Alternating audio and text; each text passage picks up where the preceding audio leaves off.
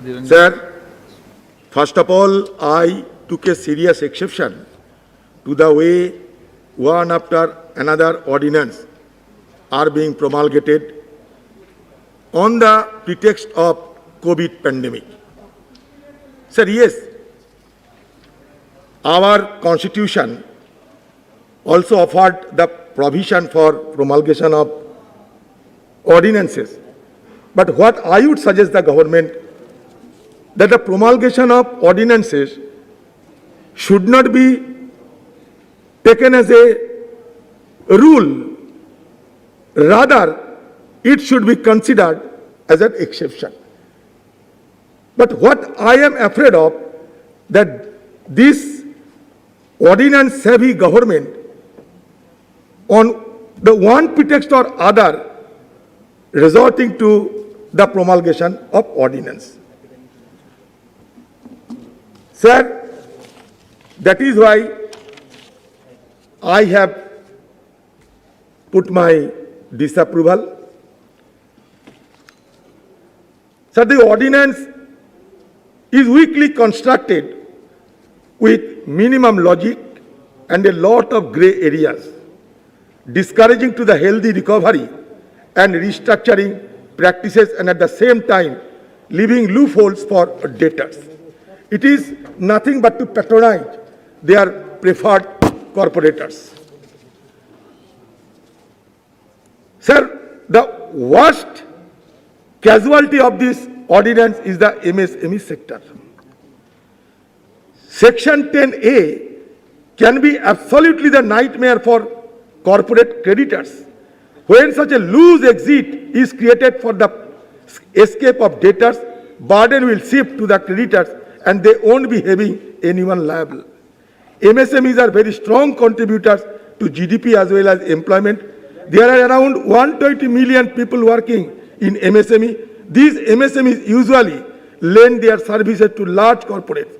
The IBC framework is the resort of MSME in case of insolvencies or bankruptcies. Until last year, MSME were hugely benefited from the IBC framework. The data on recovery of debt through IBC framework is rupees 1.52 lakh crore. At this moment, the suspension of IBC can be a huge blow to the MSME of our country, especially in cases with exemption of defaulters from the liabilities under Section 10A. If a system which protects and safeguards MSME is dissolved in favor of specific corporate debtors, the government is answerable to 120 million people working in this sector. Because on one side, the government is serving half-baked cookie called Atmanirbhar Bharat and forcing them to take more loans. On the other hand, they are removing from their safety net against exploitation. Can government ask themselves that what have they done to create more through MSME? What is your achievement in last 6 months? This is high time that government should do an introspection. I would simply narrate 4 concepts which needs to be stressed.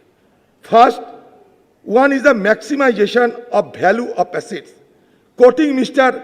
Sardul Sroff, who is the executive chairman of insolvency and bankruptcy practices, maximization of value of assets can be either revival or liquidation of the corporate debtor.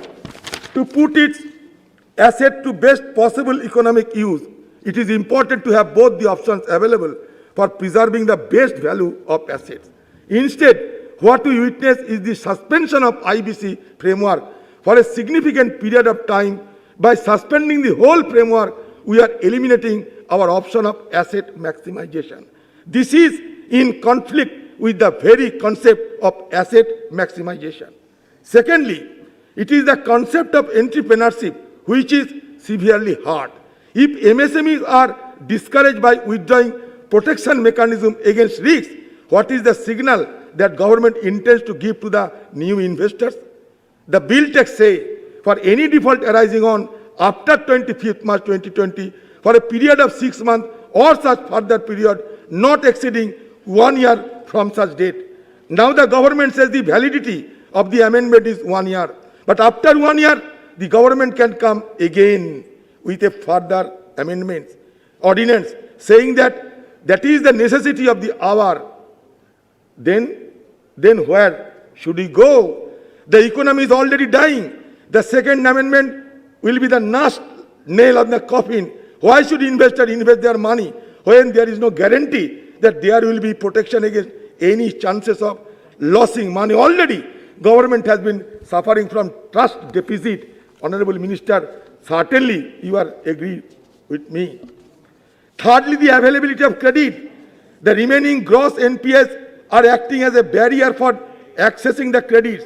The gross NPAs are about to hit 15% by the financial year. The credit lending is one of the toughest decisions to make in the current context. Fourth and most important concept is the balance of interest of all stakeholders. This is classic failure in balancing the interest of all stakeholders. There are 5 points to understand how this bill is incapable of catering the interest of stakeholders. Number 1, it prohibits resolution even in cases where that may be the best way to preserve the value of assets. Second, it removes the option of a debtor to avail of the insolvency process for restructuring when the debtor is at the best position to understand whether the company will undergo a crisis temporarily or permanently. Third, this also eliminates the option for debtors to approach for restructuring. Fourth, with the permanent exemption of defaulters during the mentioned period, this is against the interest of the creditor. With this amendment, the corporate debtor gets permanent waiver from default during the specified period. But what about the other kind of debtors in our country?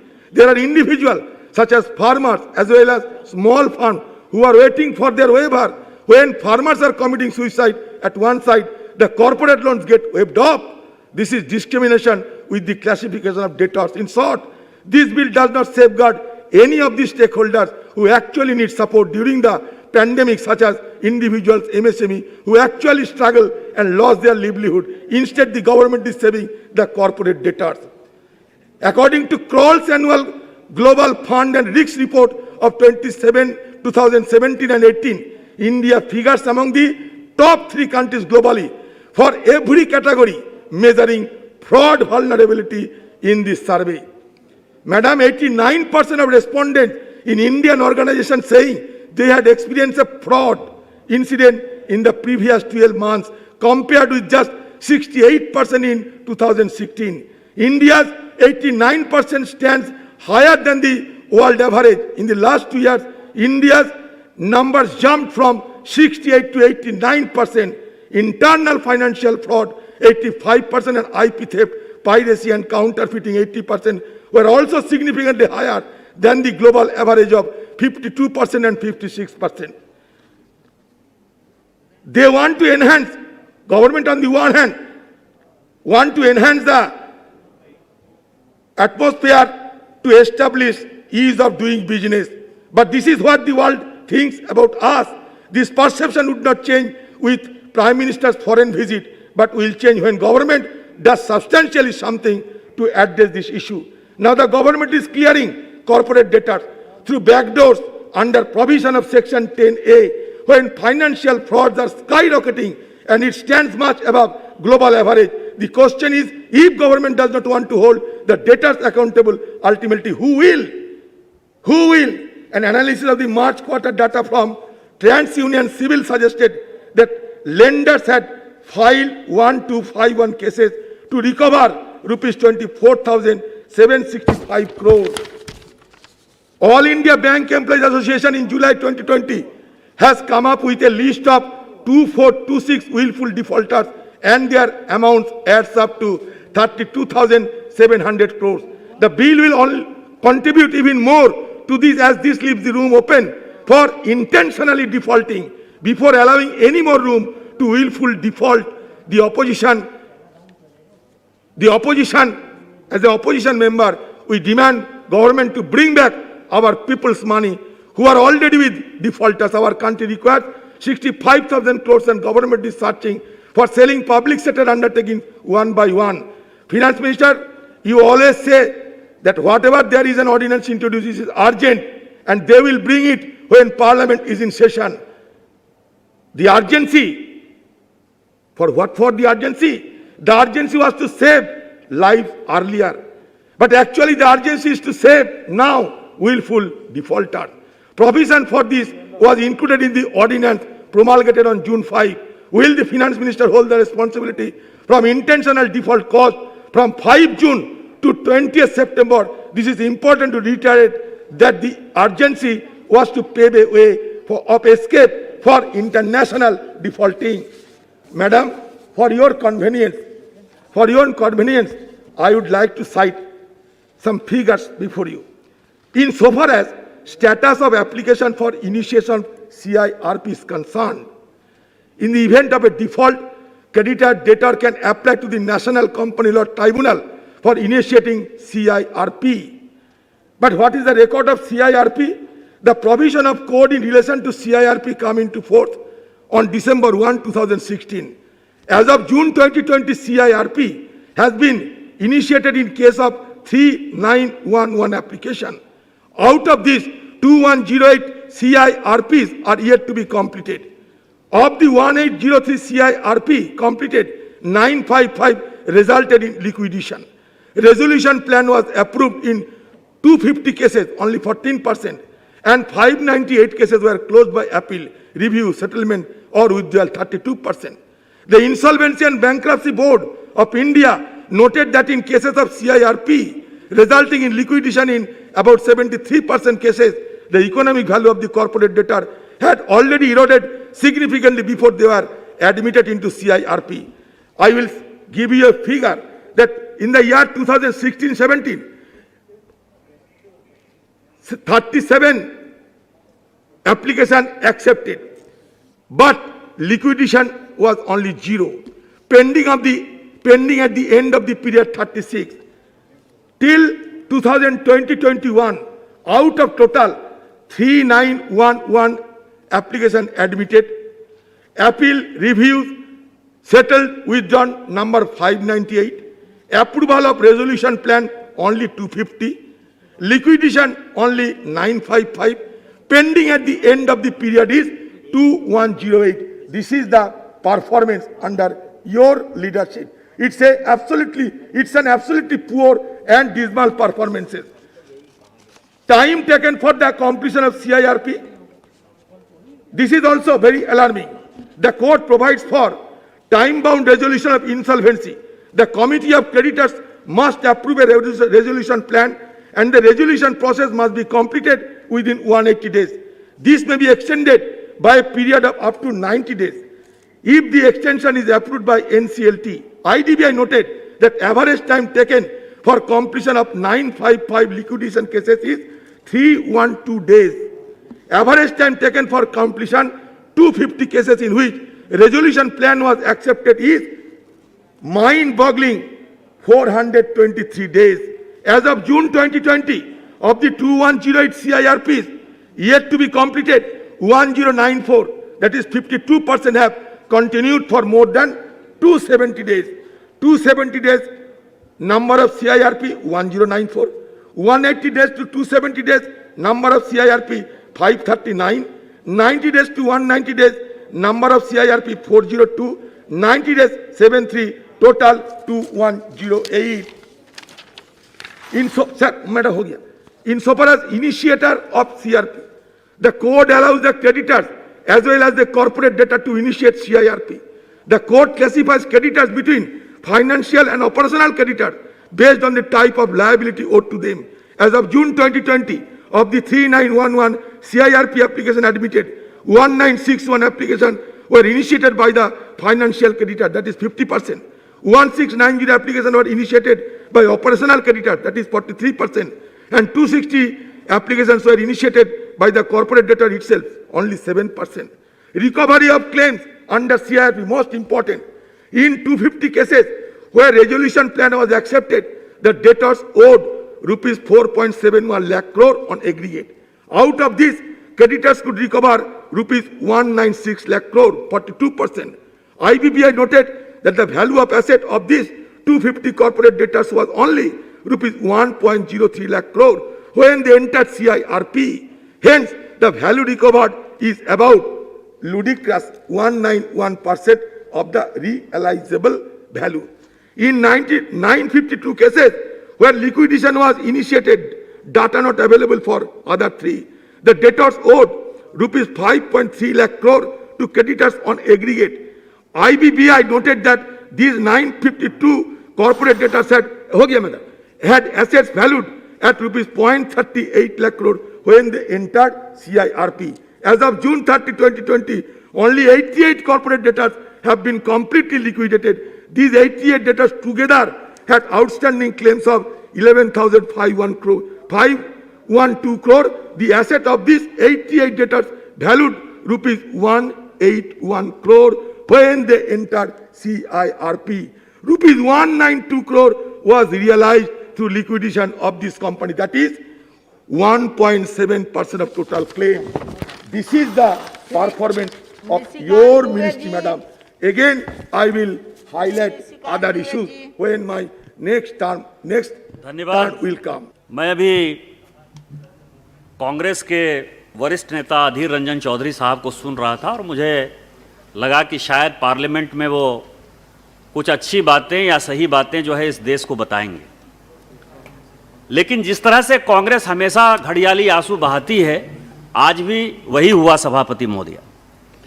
ये IBC एक ऐसा कानून आया जिसने कि इस देश में एक अलग प्रकार का माहौल खड़ा किया, क्योंकि जब इनकी सरकार थी 2004 से लेकर 2014 तक, और इन्होंने जिस तरह से परेशान किया इस देश को, इस देश के बैंकिंग सिस्टम को, कि पूरा देश, पूरी जनता, कम से कम गरीब जनता कभी इनको माफ नहीं करेगी, क्योंकि बैंकों के सारे एनपीए इन्हीं की देन है और इनसे रिकवरी नहीं हो रही थी। जब माननीय मोदी जी ने चार्ज लिया तो देश जो है वो, एक कहावत है, एक कहानी हमने पढ़ी थी लखनऊ की, कि नवाब वाजिद अली शाह का जमाना था और लखनऊ विलासिता के रंग में डूबा हुआ था। पूरी की पूरी बैंकिंग सिस्टम में जितने भी क्रेडिट इन्होंने दिए थे वो सारे के सारे डिफॉल्ट हो गए थे। लगभग 14 लाख करोड़ का एनपीए हमारे सामने मौजूद था। इस तरह की इकोनॉमी ये छोड़कर गए थे। और इसीलिए वो दीक्षित दानकोरी की एक बड़ी अच्छी शायरी है सर, सभापति महोदया, कि ना मांझी न रहबर न हक में हवाएं, है कश्ती भी जर्जर ये कैसी हवाएं। आप ये समझें कि प्रधानमंत्री मोदी जी ने जब लिया तो कुछ था ही नहीं। आप ये समझिए कि जिस नाव के सहारे इस देश को आगे बढ़ाना है, उस नाव में भी इतने छेद थे कि वो कब डूब जाएगा ये लोगों को पता नहीं था। और उस वक्त ये आईबीसी कानून आया। आईबीसी की तो कम से कम 2 मिनट यदि बड़ाई कर देते अधीरदा तो मुझे बहुत अच्छा लगता। लेकिन कांग्रेस का स्वभाव है सभापति महोदय, कांग्रेस का स्वभाव है कि लूटो लूटो लूटो, करप्शन करते चलो, ऐसा सिस्टम पैदा करो। जैसे हम आप सभी सांसद यहां बैठे हैं तो इन्होंने राजीव गांधी विद्युतीकरण योजना दिया कि एकदम हमने सभी गांव में जो है बिजली लगाने का फैसला किया। ट्रांसफार्मर जो है वो 9 किलोवाट का और 16 किलोवाट का लगता था, वो सब जल गया। गरीबों को बिजली जलाना है, अमीरों को नहीं जलाना है, अमीरों ने खुदन लगा के बिजली जला लिया। उसी तरह से मैं आपको बताऊं कि रिकवरी के लिए भी जो कानून था, और मैं कुछ चीजें सदन के सामने लाना चाहता हूं कि कांग्रेस की इस आईबीसी के पहले पॉलिसी क्या थी, क्या क्या चीज था जिससे कि बैंक रिकवरी कर सकता था। एक लोक अदालत सिस्टम है सभापति महोदया, कि लोक अदालत के माध्यम से आप रिकवरी कर सकते हैं। यहां पिनाकी मिश्रा साहब बैठे हुए हैं, बड़े वकील हैं और इस तरह के केसेस में लगे रहते हैं।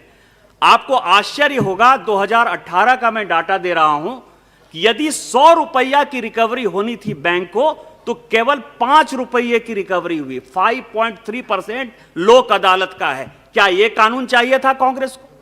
दूसरा कानून यह लेकर आए डीआरटी। डीआरटी में आपको आश्चर्य होगा कि डीआरटी ने तो और भी गजब कर दिया। यदि 100 रुपये की बैंक को, क्रेडिटर को यदि रिकवरी होनी है तो केवल उसकी रिकवरी हुई 3.5%, 3 रुपया। क्या यह चाहिए था इस देश को? तीसरी रिकवरी इनका सरफेसी एक्ट, तीसरा जो है कानून ये लेकर आए वो सरफेसी एक्ट था, और सरफेसी एक्ट की रिकवरी थी सभापति महोदया 14%। और मैं सदन को बताना चाहता हूं बड़ी गंभीरता के साथ कि ये जो आईबीसी कानून 2016 में आया, इसकी रिकवरी रेट है 42.5% से लेके 45%। क्या इस कानून में जो बातें चल रही हैं उसके लिए मदद करने की अपने को आवश्यकता नहीं है। अब ये करे कोविड, ये ऑर्डिनेंस क्यों लेके आए? कोविड के कारण क्या हुआ ये पूरे देश ने देखा। बाप बेटे से अलग हो गया। बाप की यदि मृत्यु हो गई तो बेटा जलाने के लिए नहीं गया। यदि कोई बीमार हो गया घर में, वहां नहीं गया। देश की हालत यह है, पूरी दुनिया की हालत यह है। पूरी दुनिया में संबंध खत्म हो गए, ग्लोबल वर्ल्ड खत्म हो गया। आज कोई यदि लंदन अमेरिका जाना चाहता है तो वो जा पाएगा कि नहीं जा पाएगा, यह भी एक बड़ा सवाल है। आप पूरे देश में किस तरह के माहौल में जी रहे हैं, और उसमें यदि माननीय प्रधानमंत्री जी, माननीय वित्त मंत्री जी निर्मला सीतारामन जी और हमारे मित्र अनुराग ठाकुर साहब यदि एक अच्छी चीज लेकर आ रहे हैं तो उसमें भी आप कह रहे हैं कि ऑर्डिनेंस क्यों? ऑर्डिनेंस की आवश्यकता क्यों नहीं थी? माननीय प्रधानमंत्री जी का एक तरफ उद्देश्य था लोगों का जान बचाना, दूसरी तरफ उद्देश्य था उसका पेट भरना, और तीसरी तरफ उद्देश्य था कि किस तरह से रोजगार पैदा करें। और पूरी दुनिया क्या थी कि इकोनॉमिक फ्रंट पर 4 चीजों से लड़ रही थी।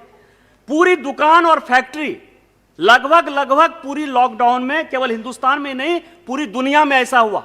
उसके कारण क्या हुआ? वर्ल्ड, अभी OECD की रिपोर्ट आई है सभापति महोदया कि कम से कम 5% बेरोजगारी वर्ल्ड वाइड इस साल बढ़ने वाली है। क्या बेरोजगारी को खत्म करने के लिए कंपनी बचाने की आवश्यकता नहीं है? दूसरा क्या है कि इंटरनेशनल ट्रेड जो है उसका जो कॉस्ट है वो 25% बढ़ने वाला, और उसका बढ़ने का कारण क्या है कि पूरे बॉर्डर सील है, पूरा का पूरा इकोनॉमी जो है वो सील हो गया। आज भी इंटर स्टेट मूवमेंट में जो है सभी लोगों को परेशानी होती है। यदि इंटर स्टेट मूवमेंट में परेशानी है तो वर्ल्ड वाइड और जगह परेशानी है, तो 25% उसका कॉस्ट बढ़ने वाला है। उसी तरह से पूरा का पूरा पर्यटन उद्योग, चाहे वो होटल हो, चाहे वो सिनेमा हॉल हो, चाहे वो टैक्सी वाले हो, चाहे वो रिक्शा वाले हो, ठेले वाले हो, सभी के सभी बेरोजगारी की हालत में हैं, और इस सेक्टर को पूरी दुनिया में कम से कम 75% नुकसान होने वाला है। और जो सबसे इंपॉर्टेंट है कि कोई ऐसा कंट्री नहीं है जहां की GDP लॉस नहीं है, और पूरी दुनिया में जो विकसित देश हैं जैसे यूएस है, यूएस ने अपनी इकोनॉमी में $2 ट्रिलियन जो है अपनी इकोनॉमी में दिया। उसी तरह से चाइना ने दिया। यदि आप सारे कानून की बात करेंगे तो मैं आपको बताऊं कि भारत, यूनाइटेड किंगडम ने, यूके ने पूरा मोरेटोरियम जो है लागू कर दिया कि जब तक ये कोविड का मामला चल रहा है 31 दिसंबर तक वो पूरा मोरेटोरियम होगा। जर्मनी ने टेम्पोररी सस्पेंड कर दिया इंसॉल्वेंसी और क्रेडिटर्स राइट्स को जो है पूरा का पूरा 6 महीने के लिए उसमें संशोधन कर दिया। रोमानिया ने यह कानून 16 मार्च से जो है स्थगित कर दिया। उसी तरह न्यूजीलैंड ने, मैं आपको बताऊं कि जितने देश हैं उन सभी देशों ने इस तरह का कानून लागू किया। तो भारत को क्या करना था? भारत ने यह सेक्शन 7 में, सेक्शन 9 में, सेक्शन 10 में संशोधन किया, और संशोधन यह किया कि जो फाइनेंशियल क्रेडिटर्स हैं या जो ऑपरेशनल क्रेडिटर्स हैं या जो कॉर्पोरेट डेब्टर हैं, इन सबों के बीच में किस तरह का सामंजस्य लाया जाए। क्योंकि यदि मान लीजिए आज कोई कंपनी यदि इंसॉल्वेंसी में जाती है और हमने आपको बताया कि हम 45% तक जो है उससे पैसा रिकवर कर पाए, तो आज जब पूरी इकोनॉमी पूरी ठंडी हो गई, किसी के पास कोई पैसा नहीं है, ना कोई फॉरेन का आपका इन्वेस्टर यहां आने को तैयार है, ना इंडियन इन्वेस्टर यहां आने को तैयार है, बैंकिंग सिस्टम में जो है कोई काम करने को लो तैयार नहीं है, उसको ये पता नहीं है कि ये कंपनी हम ले लेंगे तो कोविड के बाद ये चल पाएगा कि नहीं चल पाएगा, बीच में नहीं हो पाएगा। तो क्या आपको लगता है कि हम 100 रुपया का चीज जो है इन्हीं की तरह DRT में और सरफेसी एक्ट लगा के 5 रुपये में बेच दें? और इस कारण से, और आपको ध्यान हो कि इसी पार्लियामेंट ने मार्च के महीने में एक बड़ा संशोधन जो है इंसॉल्वेंसी एक्ट में किया था, और हमने यह सोचा था कि हम इस इंसॉल्वेंसी एक्ट से, जो आप कह रहे थे कि 270 दिन किस तरह से जल्दी से सुविधा हो जाए, किस तरह से लोगों को रोजगार मिल जाए, वो सारी व्यवस्था सरकार ने की थी। लेकिन जिस तरह से यह सिचुएशन पैदा हुआ उसमें भारत सरकार के पास किस तरह की चीजें मौजूद थी। और जो CRP की बात कर रहे हैं आप, इस देश में एक बड़ा घटिया तरह का माहौल चल रहा है, और वो माहौल यह है कि अभी आपने देखा होगा कि सरकार ने एक जो प्रोफेशनल कंपनी में इस तरह के जो प्रोफेशनल RP जो नियुक्त करते हैं, जो CRP की बात कर रहे थे, उसके यहां रेड हुआ और उस रेड में किस तरह का पता चल रहा है, वो एक भारत सरकार के लिए एक बड़ी सोचनीय बात है। तो आप क्या सोचते हैं कि उनको अधिकार देके 66 एक्ट में यदि संशोधन नहीं करते तो आरपी जो है किसी भी कंपनी को किसी तरह से बेच सकता था? क्या आप लिक्विडेशन में कंपनी को ले जाना चाहते हैं? यदि एनसीएलटी के माध्यम से आईबीसी कोड के अलावा यदि यह लिक्विडेशन में चलता है तो मैं पूरे सदन से पूछना चाहता हूं कि लिक्विडेशन में कंपनी को कितना पैसा मिलता है, कितनी वापसी होती है? लिक्विडेशन का जो लेवल है वो 8%, 9%, 10% से ज्यादा हो ही नहीं सकता है। तो क्या आप चाहते थे कि यह कानून में संशोधन नहीं हो और लिक्विडेशन में चला जाए? मेरा सवाल जो है ये है, और आप जो कह रहे थे केसेस की बात कर रहे थे, इस आईबीसी कोड में क्या हुआ ये मैं सभापति महोदय आपके माध्यम से अधीर रंजन चौधरी साहब को बताना चाहता हूं कि ये सेक्शन 7 में लिस्ट होने के पहले, आपको बताऊं सेक्शन 7 में लिस्ट होने के पहले 27,000 इस देश में ऐसे केस थे जो कि सेक्शन 7 लागू करने का मौका ही नहीं मिला। उसके पहले ही जो है कम से कम 2 लाख करोड़ की रिकवरी जो है इस सेक्शन के कारण हो गई। इस एक्ट के आने के बाद सेक्शन 9 में कंपनी को सेक्शन 7 के बाद जब सेक्शन 9 में जाने की बात आई तो उसमें से 12,000 ऐसी कंपनी है जो सेक्शन 9 के पहले ही उसकी पूरी रिकवरी हो गई। और उसी तरह से सेक्शन 10 में लगभग 140 ऐसी कंपनी है जो सेक्शन 10 लागू होने के पहले ही हो गई। इतना बढ़िया एक्ट है। और उस एक्ट में जो ये मॉरिटोरियम है सभापति महोदय, वो मॉरिटोरियम ये है कि उसके कारण कंपनी बचेगी, लोगों का रोजगार बचेगा, बैंकों का पैसा बचेगा, और ऑपरेशनल जो क्रेडिटर हैं, और ये जो एमएसएमई की बात कर रहे हैं, एमएसएमई में ये जनता को गुमराह कर रहे हैं सभापति महोदय। 1 करोड़ से नीचे के जो लोग हैं वो किसी भी आईबीसी के दायरे में आते ही नहीं है, और उनके लिए आरबीआई में या कॉम्प्रोमाइज फॉर्मूला के तहत कई कॉर्पोरेट लॉ में ऐसे कानून हैं जिसके माध्यम से वो अपनी रिकवरी कर सकते हैं। लेकिन मैं अंत में अपनी एक बात कहकर जो है समाप्त करूंगा कि इन लोगों को जो है माननीय मोदी जी के ऊपर या इस देश में हिंदू सभ्यता संस्कृति के ऊपर जो है कोई फेथ नहीं है। मैं सभापति महोदय एक बात, मैं अभी जेरूसलम गया था और जेरूसलम में 3 रिलीजन है और इजिप्ट भी जाने का मौका मिला। यदि आप यहां कहिए कि गाय हमारी माता है, हम उसका दूध पीते हैं, गाय को मत काटो, तो लोगों को लगेगा कि हिंदू धर्म की बात है। मैं सभी को कहता हूं कि इजिप्ट का जो है वो कैरो का वो म्यूजियम देखना चाहिए कि जो वहां ममीज हैं उसमें गाय का जो है वो फोटो बना हुआ है और उसमें कहते हैं कि गाय मेरी माता है। वो पूरा का पूरा इस्लामिक कंट्री है। जेरूसलम में मॉस्क ऑफ अक्सा है सभापति महोदय, और वहां कहते हैं कि मोहम्मद साहब आए थे, कुरान उनको मिला था और उसके बाद एक पत्थर पर आए थे और वो स्वर्ग चले गए थे, या जहां भी जाते हैं भगवान जाते हैं, मतलब धर्म में आस्था है। उसके ठीक 300 फीट नीचे जो है ज्यूज हैं जो आज भी माथा पटकते हैं और कहते हैं कि यहां मेरे गॉड हैं, और उस गॉड के लिए वो वहां जाते हैं। उसी तरह से वहां ईसा मसीह का जो है वो क्रूसिफिकेशन हुआ, और वो फ्राइडे को क्रूसिफिकेशन होता है और संडे को जो है केवल 15-17 लोगों को ही पूरे दुनिया में वो मिलते हैं, लेकिन वो कहते हैं कि नहीं धर्म है। कोई भी उस धर्म के ऊपर क्वेश्चन नहीं करता कि ज्यूस ऐसा क्यों कहते हैं, मुस्लिम ऐसा क्यों कहते हैं, क्रिश्चियन ऐसा क्यों कहते हैं। लेकिन भारत में हमेशा चर्चा होगी कि अयोध्या में राम पैदा हुए, वो तुम बताओ, मतलब आस्था का सवाल है। उसी तरह से इस पूरे देश में जनता का विश्वास माननीय मोदी जी के ऊपर है, और ये वही ताकते हैं जो राम का इतिहास पूछने का कोशिश करते हैं। उस जनता के विश्वास को डिगाने के लिए ये इसी तरह की बातें करते हैं। मिस्टर मोदी में आस्था है, और मिस्टर मोदी जो भी काम कर रहे हैं वो देश को बनाने का काम कर रहे हैं। छोटे से लेके बड़े लोगों को कैसे बचाया जाए, कैसे इस कोविड से रक्षा की जाए, उसके लिए मैं सभी से आग्रह करूंगा कि आप इस कानून का दिल खोलकर समर्थन कीजिए। इन्हीं शब्दों के साथ जय हिंद जय भारत।